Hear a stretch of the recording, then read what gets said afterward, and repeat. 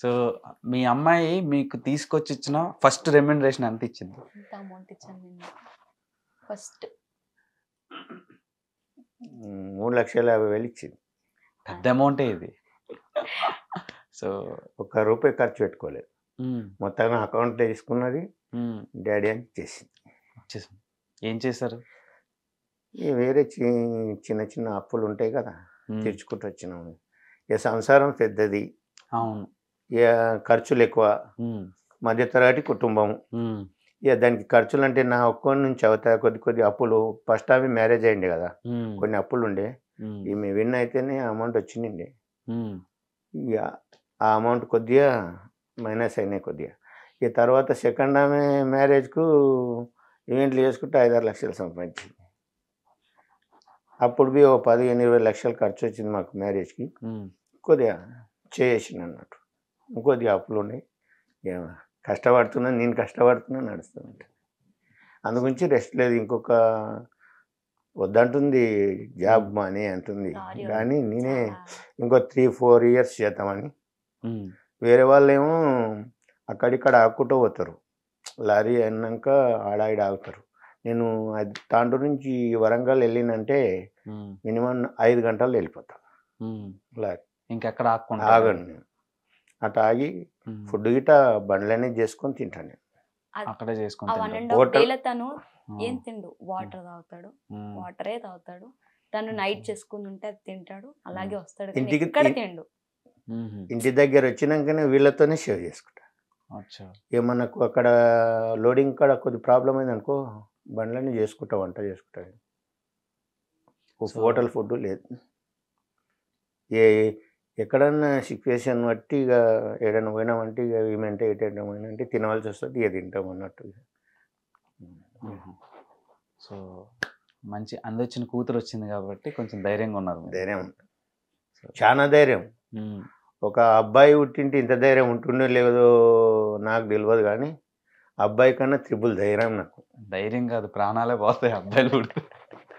So మీరు అదృష్టవంతులు. అసలు నలుగురు కూతుర్ని పెంచి ఒక మంచి పొజిషన్ తీసుకురావడం చాలా కష్టం. అంటే దేశానికి స్వాతంత్రం తీసుకురావడం కంటే ఇంకా కష్టం. సో మీరు నలుగురిని బ్యాలెన్స్ చేయాలి కదా. సో ఈమె ఏమంటుందంటే, నేను నాన్న లేకపోతే నాకు నిద్ర కూడా పట్టదు, నేను వచ్చిన వాడిని కూడా ఇల్లరికం తెచ్చుకుంటాను, అలా అయితేనే పెళ్లి చేసుకుంటాను, లేకపోతే నాకు అది కూడా వద్దు అంటుంది. మీరేం చెప్తారు సమాధానం? అప్పుడు జరిగే సిచ్యువేషన్ బట్టి ఆమె ఎలా అంటే అలాగా. అవునా? ఆమె ఇల్లరికమైన ఓకే, పెళ్లి చేసుకుంటా వేరే వాళ్ళకి చేసుకుంటా అంటే ఓకే, ఈ ఆట వెళ్ళిపోతుంటే ఓకే, ఎటు అన్నా ఆమె ఏం చెప్తే ఆమెకు వెంట నేను అంతే. ఆమె పోటీ ఇక ఆకాశం అంతా ప్రకాష్ రాజ్ గారు గుర్తొస్తున్నారు నాకు. సో ఒక మంచి ర్యాప్ ఉంది మీ ఇద్దరిలో. సో మీ అమ్మాయి ఫ్యూచర్లో కొరియోగ్రాఫర్ అవుతుంది అంటుంది, చేస్తారా? మీకు ఇష్టమేనా? నాకు చాలా ఇష్టం. నేను స్టార్టింగ్ నేను అప్పుడు ఎస్ఎస్ని మెట్రిక్ అంటుంటుంది కదా. అవునవును, నేను మెట్రిక్ పాస్, ఎస్ఎల్సిసి సంథింగ్. అయితే దాన్ని మెట్రిక్ అంటుంటుంది మా సైడు. మెట్రిక్ పాస్ అన్నట్టు 10th పాస్. అంటే ఒక సబ్జెక్టు ఫెయిల్ అయినా నేను. ఫెయిల్ అయ్యి హైదరాబాద్ కోటిలో పండ్లు అమ్మిన, బండి మీద అమ్మిన తర్వాత ఫ్రూట్ మార్కెట్లో, మన మొజి మార్కెట్ ఉంది కదా, ఆ లోపల ఒక ఫ్రూట్ దుకాణంలో వర్క్ చేసిన. వర్క్ చేసి ఆ వర్క్ చేసుకుంటా నాకేంటంటే మూవీ అంటే చాలా ఇష్టం. చిరంజీవి ఫ్యాన్స్ నేను. చిరంజీవి సార్ అంటే చాలా ఇష్టం. అతన్ని సినిమాలు ఇప్పటి వరకు పునాది రాళ్ళ నుంచి చూసిన సినిమాలు ఆయన అన్ని చూస్తారా? మొన్నటి వరకు ఖైదీ నంబర్ 786 వరకు చూసిన. ఆడికి డ్రాప్ అయినా. కాకపోతే ఈ అన్నపూర్ణ స్టూడియో, పద్మాలయ స్టూడియో దగ్గర గేట్ దగ్గర వెళ్తే వెళ్ళనిచ్చేవాళ్ళు గారు. అవును. ఈమె విన్ అయిన తర్వాత ఇంత రెస్పాన్స్ పెరిగింది సార్. నేను అప్పుడు అనుకున్నా, నా కండ్రలకి వెళ్ళి వాటర్ వచ్చేసినాయి. మీరు వెళ్ళారు కానీ మీ కూతురు తీసుకెళ్ళింది ఆ స్టూడియోలకు. అది చాలా హ్యాపీ అయింది నాకు. ఆమె ఇక కొరియోగ్రాఫర్ అయింది అనుకో, ఇంకోటి మనకి చిరంజీవితో గిట్ట ఒక ఫోటో దిగాలని ఉంది. దింపు మరి తొందరగా తీసుకెళ్ళి. సో అది మంచి కూతురు, ఎంజాయ్ చేస్తున్నారు లైఫ్ని. ఎంజాయ్, మస్త్ ఎంజాయ్. అంతేనా? సో ఏం చెప్దాం అనుకుంటున్నారు ఇప్పుడు? ఇలాంటి కూతుర్లు చాలా మంది పేరెంట్స్కి ఉంటారు, కానీ వాళ్ళు ఫ్రీడమ్ ఇవ్వరు, అంటే ఏమైపోద్దో మళ్ళీ ఇది తింగరది అని చెప్పి. సో వాళ్ళకి మీరు ఏం చెప్తారు? ఇంకోటి బ్యాలెన్స్ ఏంటంటే అమ్మాయిలు కానీ అబ్బాయి కానీ ఎట్లుంటారంటే వాళ్ళు ఇప్పుడు అమ్మాయి తండ్రి కూతురు అనుకో, వాళ్ళిద్దరు సేమ్ ఉన్నారు అంటే వాళ్ళకు ఫ్రీ ఎడిషన్ అని వాళ్ళు వేరే అలవాట్లలో బోరాదు. అమ్మాయిలు కానీ ఇప్పుడు మనం ఫ్రీ ఎడిషన్ అనుకో, చదువుతుంది కదా చదవని మంచిగా చదువుకోని అంటే మనం చెప్పిన దానికి తండ్రికి గౌరవం ఇచ్చి ఆమె తండ్రి బాటలో నడిస్తే ఏం కాదు. కాకపోతే కొందరు వేరే రూట్లో వెళ్ళిపోతుంటారు. అలాంటి తప్పులు పిల్లలు బి చేయరాదు, తండ్రులు బి ఏంటంటే వాళ్ళకి టార్చర్ అంటే టైట్ చేయరాదు. అంటే వాళ్ళకు అది చేయి ఇది చేయని చేయరు, వాళ్ళ ఇష్టప్రకారంగా మనం వెళ్ళిపోవాలి. వాళ్ళు బి తండ్రి మాట గౌరవిస్తే ఈ ఇద్దరిది థింక్ అయిందనుకో జర్నీ కరెక్ట్ ఉంటుంది. వాళ్ళు ఏమైనా చేసానుకో వాళ్ళు అటు పోయి వీళ్ళు ఇటు పోయి అంటే చాలా ప్రాబ్లాలు అవుతాయి. తర్వాత సంసారాలు తెలియదే ఉన్నది నీకు.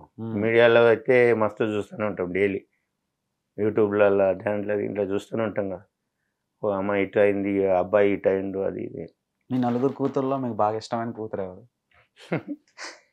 నాకు నలుగురు నా అవయవాలు అన్నట్టు, కండ్లు చేతులు కాళ్ళు అన్నట్లు నా బాడే వాళ్ళు. ఈ అమ్మాయి కాళ్ళు కదా, ఈమె గుండెకాయ. గుండెకాయ. అచ్చా. సో సూపర్, మంచి డాన్సర్ని మాకు ఇచ్చారు. సో ఇంకా మంచి కొరియోగ్రాఫర్ కూడా అవుతుందంట. ఈమె ఇన్స్టాగ్రామ్ బాగా వాడుతుంది కదా, తిట్టరా మీరు? నేనేం తిట్టాను, తిట్టరా? ఓసారి పండుకోమ్మా ఇంకా చేయలేదే అని అడుగుతాడు, పోస్ట్ చేయకపోతే ఈ రోజు ఇంకా పోస్ట్ చేయలేదే పాప అంటే నిద్ర గిట బ్యాలెన్స్ చేయాలి కదా, మనిషికి నిద్రనే ఆరోగ్యం. అవును అవును. అయితే నువ్వు ఏమైనా చూస్తుండు కానీ కాకపోతే 10:30-11 వరకు చూసి మళ్ళీ పొద్దున్నే మనం ఏదే కానీ ఉదయం 5 లోపల లేచినాం అనుకో వర్క్ అన్ని కరెక్ట్ అవుతాయి. ఆడపిల్ల మాత్రం 4:30-5 గంటలకే లేవాలి. మేడం 10 అంటుంది, లేవది.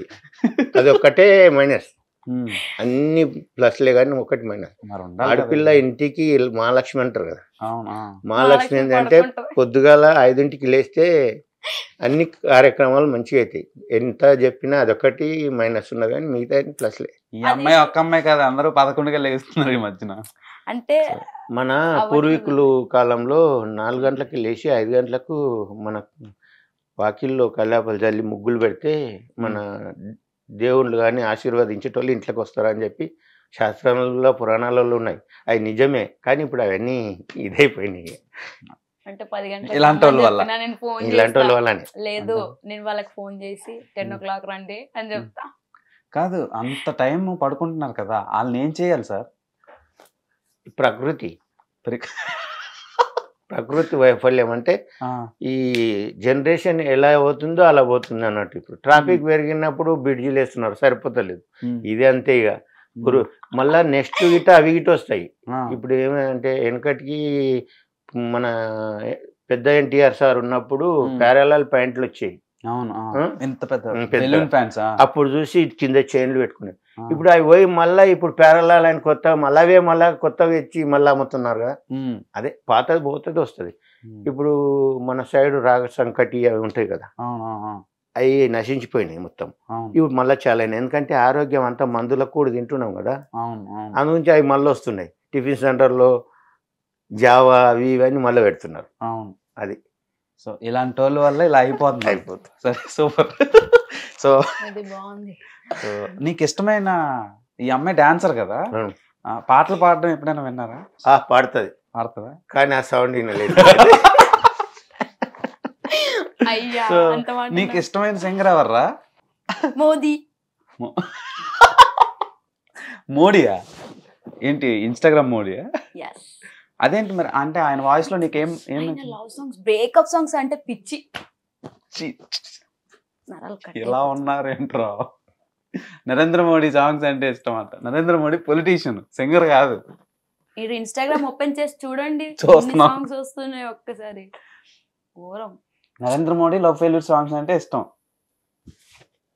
ఏ సాంగ్స్ బాగా ఇష్టం అంటే రీసెంట్ గా ఏ సాంగ్స్? అంటే నరేంద్ర మోడీ వాయిస్ లో నీకు ఎందుకు అంత కనెక్ట్ అయ్యే థింగ్ ఏం నచ్చింది బాగా? ఇక్కడ టచ్ అయ్యింది. అలా వింటే అలా వాలిపోతాను నేను. అంతేనా? మళ్ళా Narendra Modi love failure songs అంటే ఇష్టం అంట.